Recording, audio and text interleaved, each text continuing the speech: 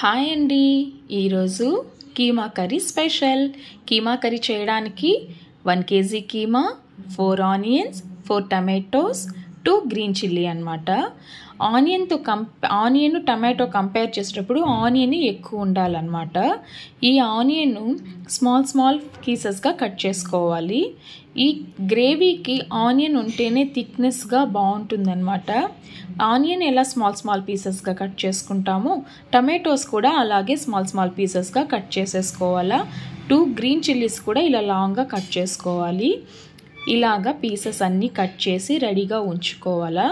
Keema wash చేశాక నేను రాళ్ళు ఉప్పేసి ఇలాగ కొంతసేపు మ్యారినేట్ చేస్తానన్నమాట. మటన్ కూడా సాఫ్ట్ అవుతుంది. And then chilli powder 6 tablespoon, సోంపు పొడి, పసుపు పొడి. ఆయిల్ హీట్ అయ్యాక సోంపు, పట్టా, లవంగం పొడి వేసి కొంచెం ఫ్రై అయ్యాక కరివేపాకు వేసేయాలా. అవన్నీ ఫ్రై అయ్యేటప్పుడే గ్రీన్ చిల్లీస్ యాడ్ చేయాలి. తర్వాత ఆనియన్స్ అన్నీ కూడా వేసి ఫ్రై చేసుకోవాలన్నమాట. ఆనియన్ ఫ్రై చేసేటప్పుడు ఫుల్ ఫ్లేమ్ పెట్టుకొని ఫ్రై చేసుకోవాలా. బట్ రెడ్ అవ్వాల్సిన అవసరం అయితే లేదు. మనకి ట్రాన్స్పరెంట్ కలర్లో వస్తే చాలు. అలాగయ్యాక ఆల్రెడీ మనం వాష్ చేసి ఉంచుకున్న కీమాని యాడ్ చేయాలన్నమాట. ఈ మటన్ కానీ చికెన్ కానీ ఎప్పుడు కానీ 5 to 10 minutes అట్లీస్ట్ బాగా ఫ్రై చేస్తే ఆనియన్లో స్మెల్ అనేది పోతుందన్నమాట. ఇది వేసినప్పుడే పసుపు పొడి, సాల్ట్ కూడా వేసేసేయాల. వేసి ఫ్రై చేస్తే మనకి ఆల్రెడీ మనం వాష్ చేసిన వాటర్ అంతా కూడా ఎవాపరేట్ అవ్వడానికి ఛాన్స్ ఉంటుంది. టేస్ట్ కూడా మంచిగా ఉంటుందన్నమాట. ఇవన్నీ ఫ్రై అయ్యాక టమాటోస్ కూడా వేసేస్తాము.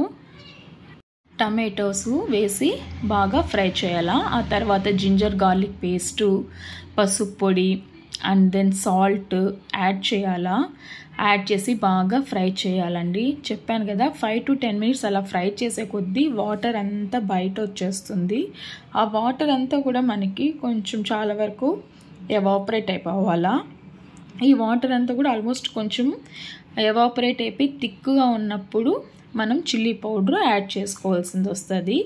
చిల్లీ పౌడర్ మనకి కారం ఎంత కావాలో అంత వరకు చూసే వేసుకోవాలా. నేను చిల్లీస్ తగ్గించాను, చిల్లీ పౌడర్ ఎక్కువ యూస్ చేశాను అనమాట. లెస్ మసాలా అండి, బట్ గుడ్ టేస్ట్. మసాలా ఎక్కువ లేకుండా ఉంటేనే మంచిదండి ఈ సమ్మర్కి కూడా. సింపుల్గానే అందుకే సోంపు, పట్టా, లవంగం పొడి అనేది స్మాష్ చేసేసి పెట్టేసుకున్నాము. వేరే ఇంకేమీ మసాలా కూడా యాడ్ చేయలేదు ఈ కర్రీస్లో.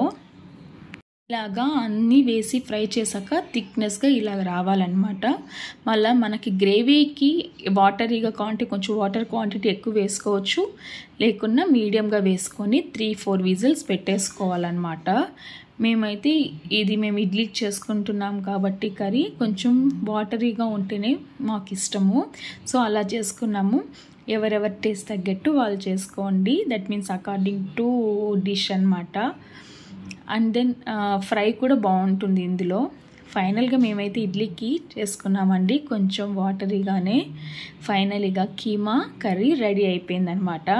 మీరు కూడా తప్పగా ట్రై చేయండి, ఎందుకంటే లెస్ మసాలా గుడ్ టేస్ట్ కాబట్టి మీరందరూ కూడా ట్రై చేయాలి.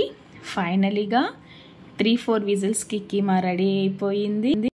రెడీ అవ్వగానే ఇడ్లీకి ఈ కీమా కర్రీ తీసుకొని టేస్ట్ చూసాను అనమాట.